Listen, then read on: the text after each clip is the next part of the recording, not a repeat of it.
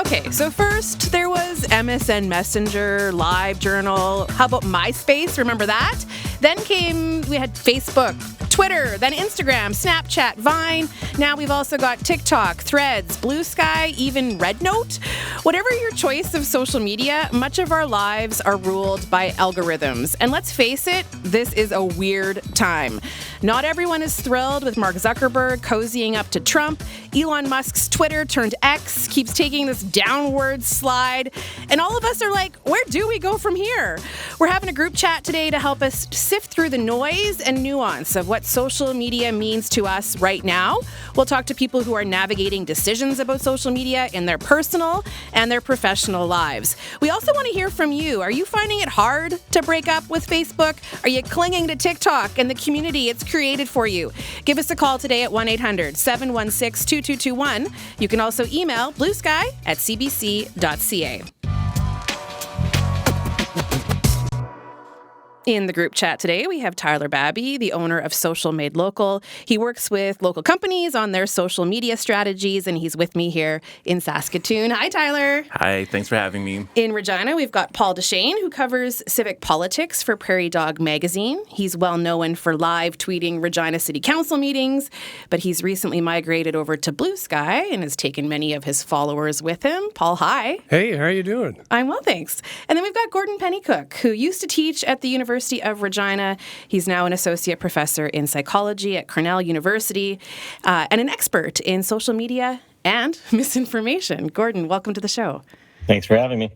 So I want each of you, in your own words, to describe the moment that we're in. There's a lot going on, but Tyler, how would you describe the social media moment that we're in?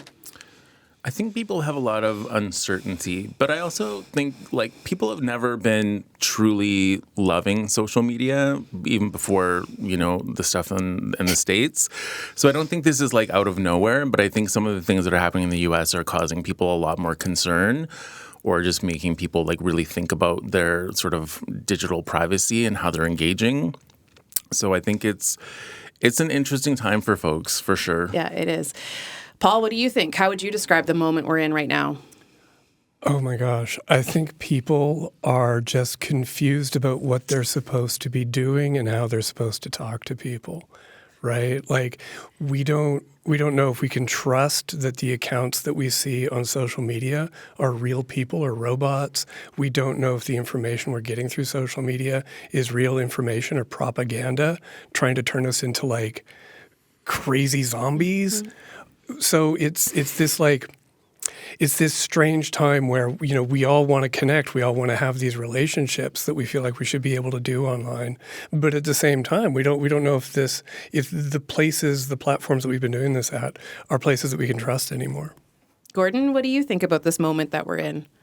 I think those are good points. I mean, there seems to be a growing appreciation or understanding of how much influence a few people who are highly wealthy and control these platforms can have on us.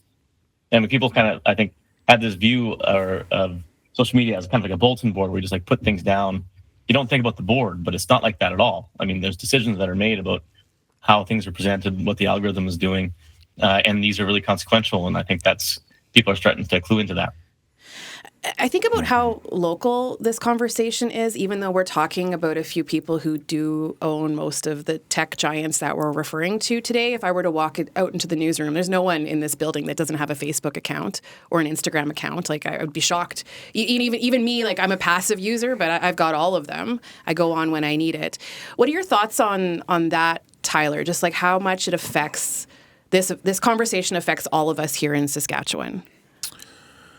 I think there's so many folks in Saskatchewan that rely on social media just for, highway reports or, connecting with people through schools or school groups or different things like that. There's a lot of different things that happen on social media that aren't necessarily just what you see in your feed, whether that's private groups or whether that's different businesses people are accessing.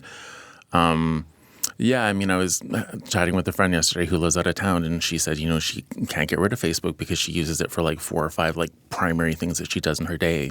Yeah. Like, how else would I know what the new beer is at 9 Mile or like? Yeah, and I think even beyond sort of the marketing piece, because that's kind of where I come from, owning like a digital agency. I think people just use it for practical things, right? Like keeping up with what's happening at their kids' school, or like highway reports, or different things like that. Yeah. So, I mean, I think the advertising conversation is something I'm happy to speak about. But I think just on a practicality level, I see. even people, like community groups that are hosting events or things like that, like most of that information, you're not getting it from a poster on Broadway. Like maybe you are, but you're probably getting it from some sort of social media, you know. Even like I went to a group last night, Strong Towns YXE, and I found out about them from Instagram. Yeah. Had I not seen that, I would have never went and connected with those folks. I'm part of a community boulevard garden, and I was running its social media account. So even though I say I'm a passive user, I was actually using it quite a lot. Paul, talk to us about how you've been using social media and how that has shifted. So since about 2013, I started going to city council. Well, I'd been going to city council meetings for a long time, but I started in 2013 to live tweet meetings while they were happening. So I would go into the meeting and I would be frantically typing what was transpiring in the council meeting and trying to get down, the hot quotes, the buzzworthy quotes while it was going on. And I would sit there for, 4 to 8 hours typing. And so that became sort of the main outlet for how I did just sort of raw reportage of city council. And then these live tweets would turn into, articles for Prairie Dog. And I would use the archive of that material to find out when stuff had happened, right? So if I had to write something about a meeting, I could find when an issue came up by searching my Twitter feed. And so, but now I don't want to have this outlet for news about our city council to be kind of attached to, this Muskian plan to promote misinformation and, his agenda, another person's agenda, because I have this thing I'm trying to accomplish, this job I'm trying to do through Twitter. And I mean, if I could do it some other way, I would, but this platform is kind of perfect for the way I produce stuff. So, I had to find another outlet. And fortunately, Blue Sky is similar enough that I can switch over to there and try to lure my followers. Well, followers is a terrible word, but my friends to come over with me. And have they come? That's the big question that I have for you. Have they come? Yeah, sorry, that's a really good question. I had about 3,000 people who were following me over on Twitter, who were following my weekly live tweets. That is down to 750 right now on my PD City Hall at Blue Sky. That's a big drop, but I don't know how many of those 3,000 on Twitter anymore were real people, right? I'd like to think there were 3,000 Reginans, but I'm not sure that they all were. I do know that the 750 who followed me over are real people. I started out much stronger on Blue Sky than I did on Twitter. It took me years and years and years of slogging to get to 3,000 on Twitter. And I was up to 500 in a couple of days on Blue Sky. So. Mm-hmm. Gordon, I'm curious to get your thoughts on some of this, but Tyler, I just want to ask you, because you're so in it, in the work that you do, is engagement down? Where are people right now? How are they using social media right now? Yeah, I think, I was reading an article and I listened to all kinds of podcasts, but I think there's a lot more, like you say, passive engagement. So even, in the old days, 10 years ago, people would be like, well, how many likes did it have? How many views did it have? All this kind of stuff. And I think now you can't use those metrics as much because I don't think that's how people engage as much, So it's people are getting the information, but they're maybe just not engaging with it in the same way because they're, other folks have mentioned in this conversation. People are more aware of their digital footprint. People are more aware of how, their privacy is being affected. So they don't want to put their stamp on things as much. They don't want people to even know that they're liking certain things or following certain things because even Instagram just brought back a feature where you can see all the posts and stuff that your friends have liked and commented on, which they got rid of in 2019. And bringing it back feels a little bit eerie, Yeah. maybe, Yeah. because like I don't want all my friends knowing everything I'm liking and commenting on. Yeah. So I think that just discourages people from doing that, right? Yeah. Gordon, you do have a different take because you follow how misinformation spreads on social media. But before we really dive into that, just how are you seeing people use social media now? Well, and this is now specific to my own type of use of it, but so I was on X, similar to the meteorologists. A lot of academics have moved from X to Blue Sky, including myself. I actually now have more followers on Blue Sky than I did on Twitter or X. So, which is good, I guess. I don't know, whatever it does. But the other thing is that it's not just that. It's like, because whatever, like was being mentioned, like on Twitter, there's a lot of junk there. It's just like ever since Musk took over, it was a lot of just like videos of TikToks and things that I wasn't following, and like they were really kind of driving engagement. Even And just so many posts and so many posts from Elon Musk. Yeah, and also I just muted him immediately when that had happened. But you get like, if you watch a video on Twitter, then it'll auto load the next video, and it very often is like a video of Donald Trump or something, right? So like that kind of I left once this stuff started happening. I mean, because I do research on the topic, it's just like I cannot engage with this sort of medium. I can see where this is heading, and so we started. All the academics kind of moved to Blue Sky, and so we can actually. I mean, I use it for professional purposes. I want to know what research is being done. I need to know. I have to keep up with the news. That's part of germane to my work also, and I use it for that purpose. It's not just like getting kicks or whatever. It's not just like going on TikTok, but I cannot be a party to that sort of stuff. So I had to leave. Is Blue Sky a bit of an echo chamber, though, if it's mostly academics doing work similar to yours? I mean, they could have a different perspective than you, but just curious if it has that echo chamber effect that so many other social media apps tend to have. Well, if the echo chamber is science, then that's fine. What you want to get away from is, like, as political echo chambers. And, of course, there's probably some element of that, too, because, like, especially in psychology, most psychologists are liberal and more on the liberal leaning side. And a lot of the news is like that. But also, it also is an echo chamber that is more truth-based. So it's like, I think that I try to curate who I follow based on the quality of the content and not their political leanings. Gordon, what do you think people are grappling with right now? I mentioned a few things off the top, right? That not everyone is thrilled with how such a few number of tech giants are cozying up with Trump. People are worried about a shift in fact-checking. We'll get to like the specifics of what's really happening, but just what are your thoughts on how people are navigating this? Yeah, I think that's the issue. Like you mentioned earlier, that like part of this, I mean, social media. What social media does is it creates habits. You open it up, you scroll, you're looking at the thing, and like you might do it before bed or when you wake up or something, or when you're on the toilet or something, right? So you, to be honest about it, so you form these habits, and then you have a certain kind of set of things that you do. And also, what social media does is it kind of reinforces a sort of like automaticity, where you're like kind of disengaging to some extent. It's something that you do when you're like tired from work, and you go and you just gonna scroll mindlessly. When you have this contrasting like, but something's off about this, or I'm contributing to these people who are maybe reinforcing American, authoritarianism. It becomes something that you have to get out of the habit of. You have to try to break the habits, and that is not something that is easy to do, unfortunately. Yeah, and Tyler, that's what you were alluding to. It's like we're so our lives are so intertwined with these social media apps. Do you have more to add to that? Oh gosh. I mean, especially from the marketing side of it, because I am curious about your thoughts on that. Yeah, I mean, I think there's been a trend for quite a while for people to be posting less and less. Like individually, like we talked about. Years ago, people would post photos whenever they had lunch or dinner or whatever, right? And I think those kind of things are like, they still happen, but they're just not quite as frequent. I think now you've seen a lot more of a trend towards people being like actual creators or actual businesses that are creating. So it's become more of a space for more produced content. And even if people are trying to be authentic about it, you can't truly be authentic when you're editing, you're presenting something.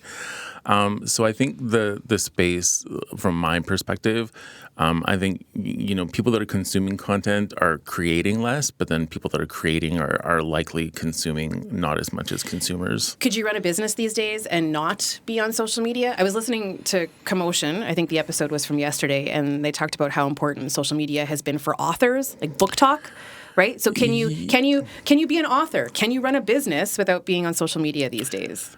I think you have to have a digital presence.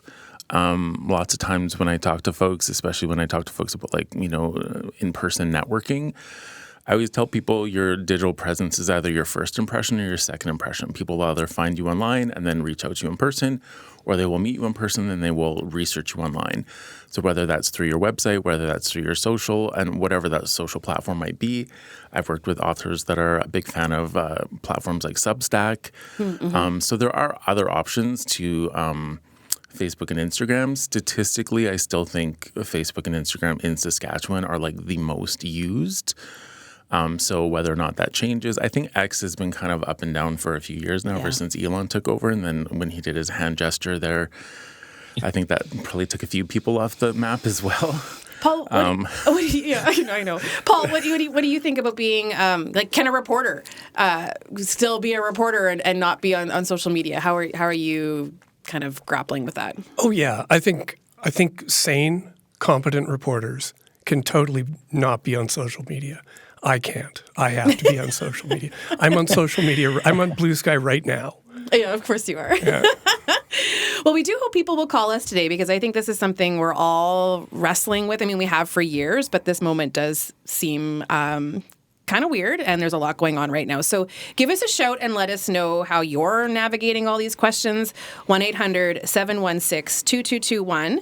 You can also email bluesky@cbc.ca. I'm Leisha Grabinsky. This is Blue Sky, the radio show, not the social media app, but we're talking about social media today, and we would like to hear from you. 1-800-716-2221, or email us, bluesky@cbc.ca. Gordon, I am curious about the psychology behind how people use social media. Like, a lot of people would get their news from social media. I mean, they still are, even though news agencies in Canada can't post links on social media, but people still cite those as a source for news.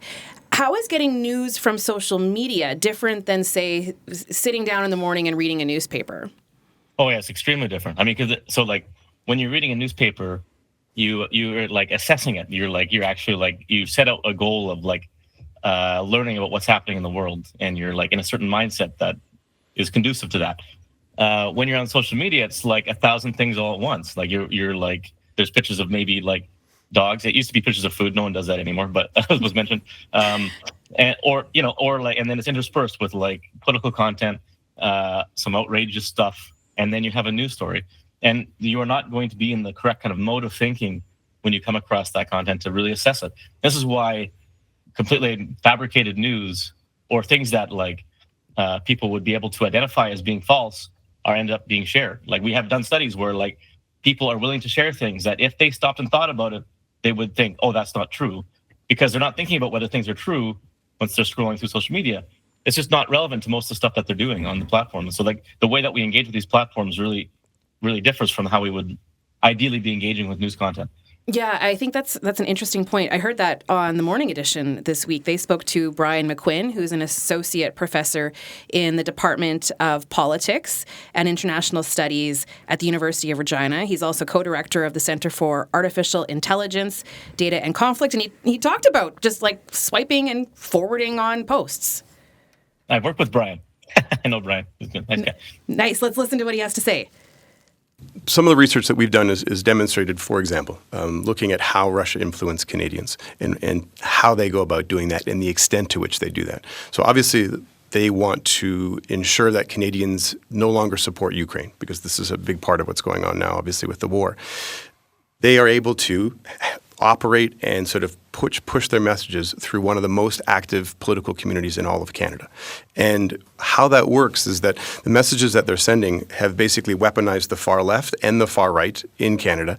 And the messages are actually pushed, though, by average Canadians. So of that large network, more than 84% are just average Canadians who are basically sending those messages out without necessarily looking.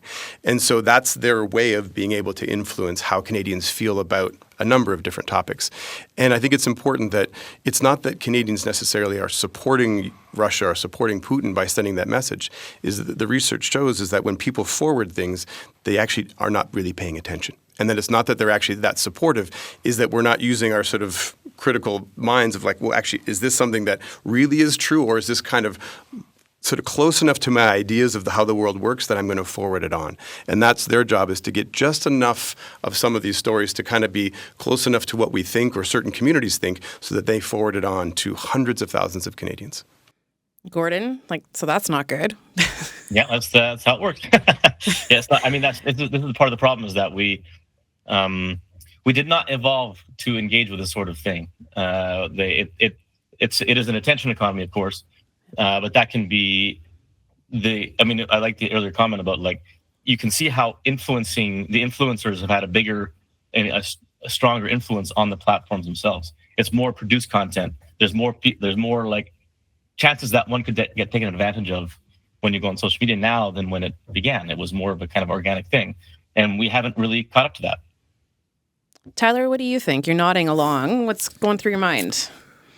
Oh, geez. I mean, that's I think in terms of misinformation, I think it's so interesting because then, I mean, we really haven't even opened up the topic of AI yet. Oh, yeah. And Mark Zuckerberg posted yesterday about all of Facebook's plans, and AI is top of the list. I think, I think it's, for me, I feel like it's an evolution of the platform, whether people stick with the platforms we're on or we evolve to other platforms. But I think there's just a sense of where does this come into government regulation? I'm sure some of the other folks in the panel have better ideas on this. But where does this come into government regulation, and where is this, something that is left to an independent, quote unquote business owner, right? Because you think about even things like telecommunications, right? When you get a cell phone, you sign a 9-page document of all the rules and regulations that come along with the privacy and the rules and regulations around your cell phone. When you access social media, it's kind of the Wild West, right? It's whoever's running the company decides what they want to do. And those folks are greatly influenced by whoever's in political power, right? Because they want to keep it's self-interest, right? Mm-hmm. Paul, I'm assuming you have thoughts to add to this? Yeah. I think, I can't really speak to Facebook or TikTok because I don't use them very much, but I have used Twitter an insane amount. And one of the things that attracted me to Twitter is that there were actual academics and actual reporters there. So you got a sense that you were there experiencing the people who were on the ground for things. And I think that makes us vulnerable, right? We think we're getting the scoop from the reporter as something is actually happening. And there were a lot of social movements that were formed on Twitter because the people who were on the ground rebelling against their government were sharing locations and sharing what they were doing with their friends and their cohorts, but also with the world. So we thought for a long time that what we were getting was firsthand knowledge of what was going on in the world, and what the people who control these media sources are doing now is they're exploiting our trust. That we put trust, we kind of accepted that we were experiencing people one-on-one, and they've come in between us and have started to sort of mediate that relationship. And then the whole relationship has started to break down because we don't even know if the people that we think are other individuals are real people, or if they're AI bots, or if there's somebody who's gone down a rabbit hole and has it's kind of eaten away at their understanding of the world. Yeah. Gordon, I think that I was pretty certain I was able to recognize a bot, when I was on Twitter. But now I'm seeing stuff on Facebook that I'm not certain where it's coming from or what it is. And I've heard more and more about AI generated accounts, and it's a little bit more unclear to me than maybe it was on Twitter. Do you have any insight into that? I mean, apart from the fact that because AI is getting more advanced, it's easier to approximate what it seems like a person. And I don't think any of the social media companies have really had any good ways to deal with bots. And part of that is bots aren't exactly counter to their business model. They they will bring more engagement onto the platform. Talking to the advertising part, like you still get, if you get the data you get from if you run an ad campaign shows you impressions. It doesn't tell you anything about whether it's all bots that are seeing that. So like it's all about trust. It only comes down to trust. So I don't think that they do a great job of it, and because part of it's just intrinsically a difficult thing to do, but it's also not exactly like they're motivated to do it either. I want to talk about fact checking because that was something that Meta announced and had a few people up in arms for sure. Gordon, do you want to just explain what your sense is of the landscape now? What Meta platforms will look like without fact checking? Yeah, I'll try not to go on too long of a diatribe about this. I'll keep it short. One is getting rid of third-party fact checkers is a enormously bad idea, and there's not a single expert in the topic that I know that thinks that this is a good idea.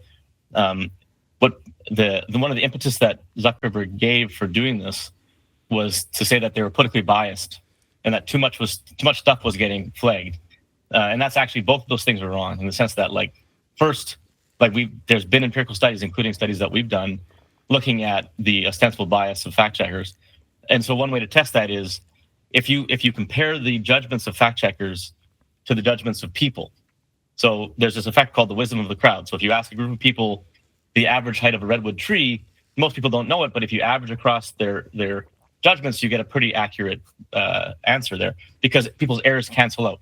So what you can do is you can get a bunch of people who would have their own biases, Democrats and Republicans, and have a balanced group, ask them to evaluate news. And if you around 10, 15 people is equivalent to about one fact checker's judgment. They don't know as much as a fact checker, but if you aggregate across people, it's pretty similar. And if you look at that, what you find is that lay people and fact checkers agree. Ultimately, it comes down to what is true, and the truth will kind of bear out. And even Republicans who don't trust fact checkers, when you show them fact checks, they agree with them. They think it's useful, and they update their beliefs. So there's no real underlying reason to get rid of fact checkers apart from wanting to appease Donald Trump. Gordon, how much do you think that will change our experience on social media? Again, we're people in Saskatoon, Regina, across the province, we all have these accounts. This is not going to happen anymore. How will that change my experience? It's hard to know because I don't know exactly internally what they're doing. What they said is that they're going to not only stop partnering with third-party fact checkers, but they're going to stop.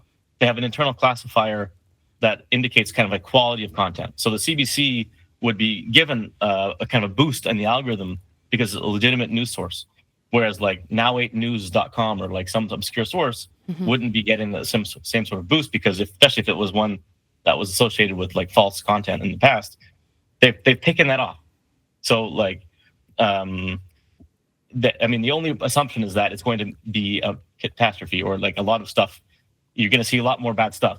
I don't want to hear the word catastrophe again. I don't know. It's hard to know. I think it seems like it's bad, but who knows what else they're doing under the curtain. Yeah. Tyler, what's your take on this? Oh, gosh. It might be an unpopular opinion.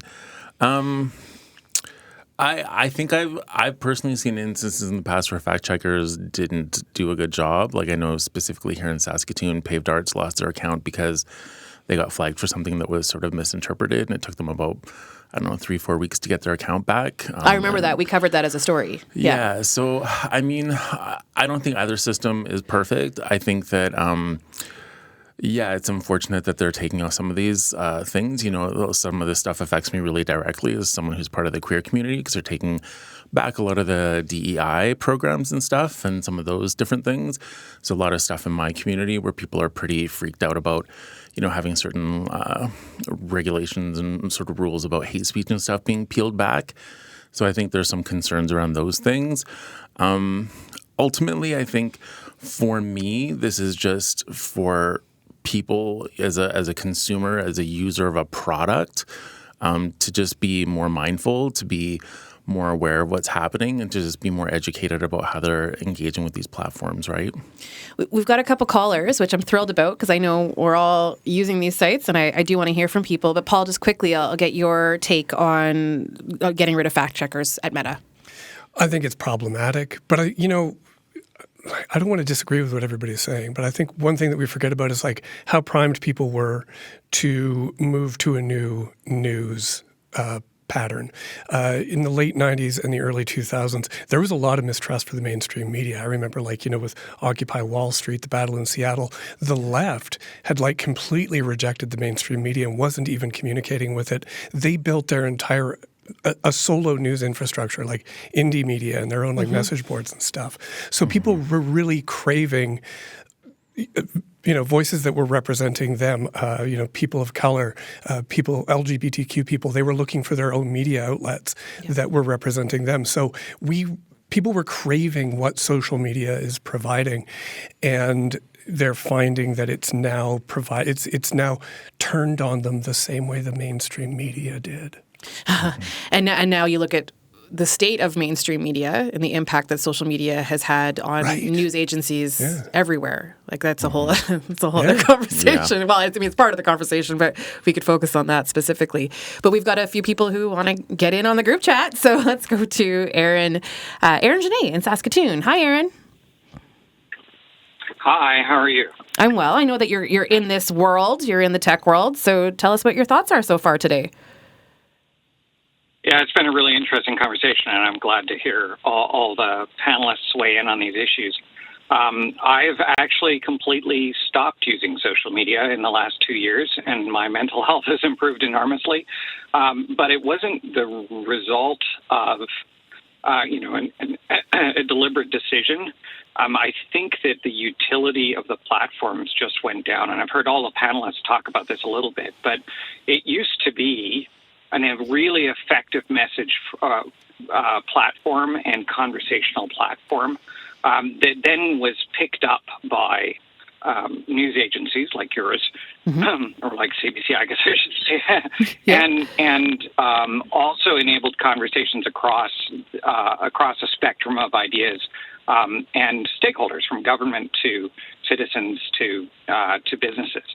And the signal-to-noise ratio just changed over the course of 5 years, for all the reasons your panelists have indicated. But it just was no longer worth the investment as somebody who wanted to have those conversations in those environments to participate anymore. I'm so curious, though, Aaron, I can understand how it improved your mental health, but also when you go off social media, it's like you don't exist anymore in some ways, right? And so was that something you had to contend with? I don't know what Aaron Janae is up to because I don't see him anymore on Twitter. And I feel that. No one knows what I'm up to because I'm not posting about it. Yeah. Well, it's interesting. I grew up in the 80s and 90s and we didn't have this, right? So it's a little bit like going back to that. There are still lots of relationships where I connect with people over many other different mediums. There's other, the other question is, how important was it? What impact was I having in those mediums? And at some point it was useful when I got to talk on media about things that were important, I thought, to the communities I was in. But there are other ways of having conversations with those communities. And it turned out that those conversations became more focused and valuable outside of the mediums when I removed the noise from it. How are you connecting with people? How would you, let's say you've got something to say and you want others to know about it, how are you engaging with others? That seems like an obvious question. You pick up the phone, but how are you doing it? Yeah, well, it would depend on the community, right? Every community has its own environment in which to interact. My work community is operating over Slack. I have communities of people that I go and talk to in person. Sometimes to convene events to be able to talk to people. It turns out that there are enough people connected to other kinds of broadcast channels that you can still connect individually to people who then in turn broadcast that information if it's valuable. It used to be fun to be able to build community with pictures of what I was eating. But as your panelists have pointed out, that really just isn't happening anymore. And so the utility with respect to that kind of community is gone. Do you have more free time, Aaron, as a result of getting rid of them? Well, I'm now paying for more media subscriptions, which I think is really interesting. Yeah. So I have more free time. I don't think it's free. I think I'm doing other things with my time that are, have taken place. I used to feel like the time I was spending on social media was valuable to me and my community, and now I'm just spending that time on things that are valuable to me and my community that don't involve social media. I'm so glad you called, Aaron. Nice to hear your voice. Nice to connect with you on this radio show. Thanks for joining us. Always a pleasure. Thanks a lot for having me. Bye, Aaron. That was Aaron in Saskatoon. Let's just go right to another caller. Jacob joins us now in Saskatoon. Hello, Jacob. Good afternoon to you and your guests. I'm going to be disagreeing with a lot of what they've been saying, though. I don't have much faith in the mainstream media anymore, the billionaire-owned media. It's put out so much misinformation and disinformation over the years. Thinking back to the Kosovo genocide, the Iraqi weapons of mass destruction, the Iraqi soldiers throwing Kuwaiti babies from incubators. The list just goes on and on. They always seem to be propagandizing for war of some fashion, I guess, because their owners are also owners of the military-industrial complex. What do you think, though, of now the tech owners of the social media companies and the relationship that they have with Trump? I actually have two questions for you. Curious about that. And then if you had that distrust in mainstream media, where were you turning for information? I was turning to alternative news sites like the Gray Zone, which you could get information on through the billionaire Google-owned YouTube. Going to other alternate sources that you get directly from the internet. And even I would like to compare sources from Canada with sources in other countries like China or Russia. I don't think that either one of them are telling the truth, but if you do some analysis of all three, you might get something closer to the truth than what you get just by listening to the CBC. And I want to ask... I don't know. I think that they've got... The mainstream media has nobody but themselves to blame for the fact that people do not regard them as credible news sources anymore. It's a fair point, Jacob. I'm glad you called. Thanks. Thank you. It's Jacob joining us in Saskatoon. Gordon, do you want to pick up on that? I mean, a couple things. I'm not familiar with the Gray Zone. I don't know if you are. But just that sentiment, that media mistrust. I mean, Paul, that's kind of what Paul was suggesting, right? Like we were looking to democratize, we wanted to hear from more people. So, Gordon, is that something that you've thought about? Yeah, for sure. I mean, to some extent, it's kind of a death of a thousand cuts. Like there are legitimate issues to be found in mainstream media. And a lot of that, I think, is not necessarily something that you put on the foot of journalists themselves. It has to do with structural problems with having to, compete in an attention economy is something that puts strains on the whole system. Now, the problem, though, is that there's this idea that people have that a journalist would make something up. The caller said disinformation. Journalists can make mistakes, but there is at least a structure there. Like as if someone from the CBC made up a source and published a story, and it was discovered that they did so, that person would be fired because that's an abdication of their role as a journalist. If you are on social media and you're an influencer who has a YouTube channel, there is no kind of structure that means that there's no consequences if you make something up. In fact, if anything, you're incentivized to make things up so that you get more clicks because that's the thing that leads you to get your job, to get the money, so you continue making the videos. And so you have to think about the system that people are contained within when they're creating information. Journalists have things that mean that they have to hone to the truth to some extent. So do scientists, so do doctors. Influencers on social media do not have that thing, and that's a problem. I want to pivot to another angle here when we talk about social media. Aaron kind of alluded to this, that there was this I don't know if he used the word community, but I'm gonna assume that he felt a sense of community when he was first on social media, connecting with others, and a lot of people still get that.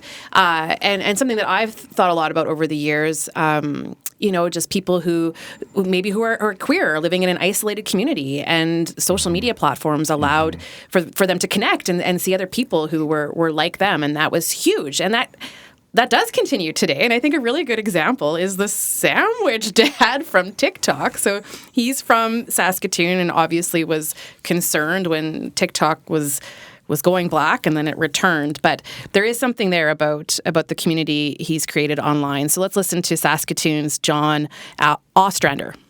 It really just seems like it's an attempt by, kind of the more powerful to try and control the media narrative. Hello, I'm Sandwich Dad. I make sandwiches online. I try and make them with time and budget in mind. One day I posted a video of me making a clubhouse sandwich and it got 100,000 views, and I feel like I'd never had 100,000 of anything before. And so that kind of got me motivated to keep posting. And the one thing that I would say TikTok means to me more than anything else is it really does build kind of a sense of community. It encourages collaboration between people with similar niche interests, and that's sort of how we built up what we would call #Sandwich Talk. My fellow sandwich friends, they rely on it for income. We don't make money on TikTok in Canada. We don't have access to the Creator Fund, but a lot of them, some friends I have millions of followers, and they rely on it for their income. It really just seems like it's an attempt by, kind of the more powerful to try and control the media narrative. And not that my narrative is saying anything other than, hey, try this sandwich, but there are a lot of other people who use it as a platform for their viewpoints. It's by no means a perfect platform, but there is sort of an ickiness that everyone kind of gets when you see these rich and powerful people try and take that away. Again, my narrative is always going to be sandwiches. It's just whether or not people see it, I guess. I wasn't around too often even during the ban because it was 12 hours, 8 of which I was sleeping.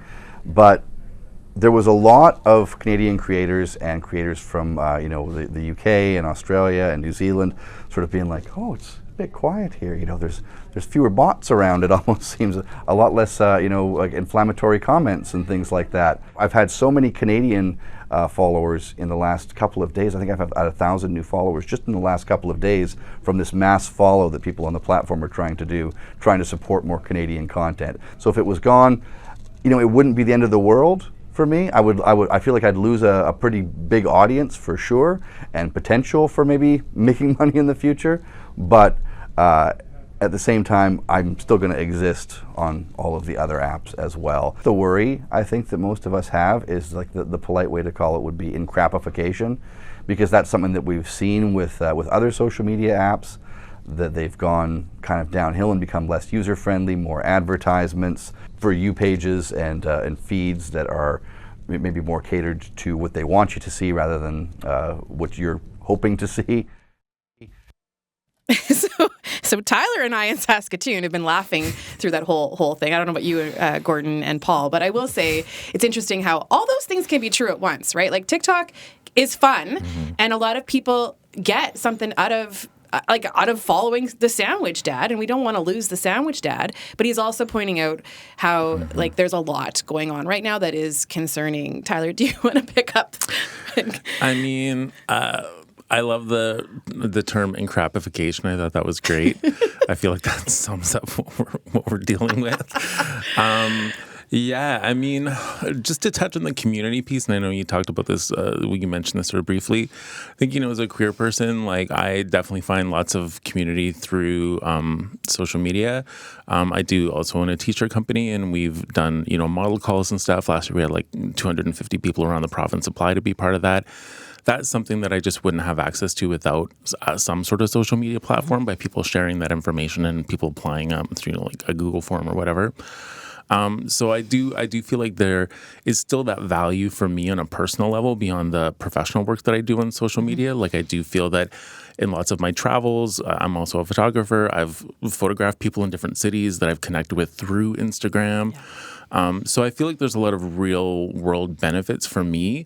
But I think for me, the sense is that with a lot of these changes for me personally, I just feel like I'm anticipating more kind of crap to work through, and maybe just the platforms not being quite as wonderful as they used to be. But I still see the value in them. I just think it's a question of how we'll move forward and how people are going to want to be a part of those communities going forward. Oh, I'm dying to hear what both Gordon and Paul have to say about this. We don't have like a ton of time, so it's turning more into a bit of a rapid fire. But Gordon, is like, what's the value in social media? Is there still value in social media?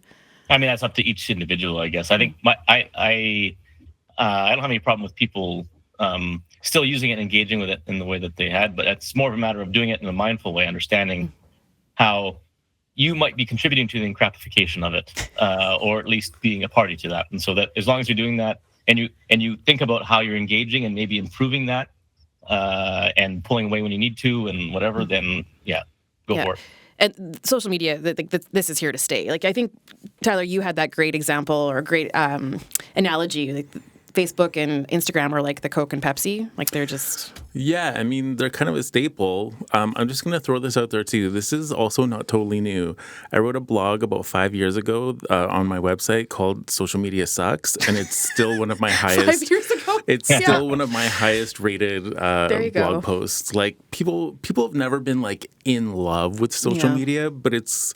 For a lot of people, it's a means to an end, and they've had different levels of comfort and enjoyment with it. Mm-hmm. Okay, Paul, last word to you. Is there still some value in the... Yeah. Absolutely. Yeah. I mean, anytime that people are getting together and talking, as long as they can, like, be reasonably assured that they're talking with real people, I think it's going to be great. But we knew this was coming, right? Like, back in the 90s when the internet was young, they said, just don't let the billionaires in. And we let the billionaires in, and they've wrecked everything. Okay, well, we'll leave it there. This has been awesome. I don't know if I have any clarity on exactly what my relationship will be with social media going forward. I thought about leaving entirely, but then I'm like, well, I can't. So, you gave me lots to think about. It's a complicated thing. Gordon, thanks so much for your time today. My pleasure. Thank you. Paul, thanks to you too. Thanks, anytime. And Tyler, thank you. Thanks for having me. That was Tyler Babby, owner of Social Made Local. He works with local companies on their social media strategies. Paul Duchesne covers civic politics in Regina. He live tweets. Would we still call it a live tweet if he's doing it on Blue Sky? He posts on Blue Sky from city council meetings for people to follow at home. And we also had with us today Gordon Pennycook, an associate professor in psychology at Cornell University, and he's an expert in social media and misinformation. Now, tomorrow we're taking a break from all this technology. On the next Blue Sky, the power of sauna. Whether it's a backyard sauna, a posh experience at a Nordic spa, or a quick heat fix at your public pool, saunas are so in right now. So on the next Blue Sky, we'll look at why. What does sitting in a sauna bring you personally? We'll also find out if the health benefits of sauna are as good as some people say. So that conversation is tomorrow between 12 and 1, right here on CBC Radio 1. Have a great afternoon.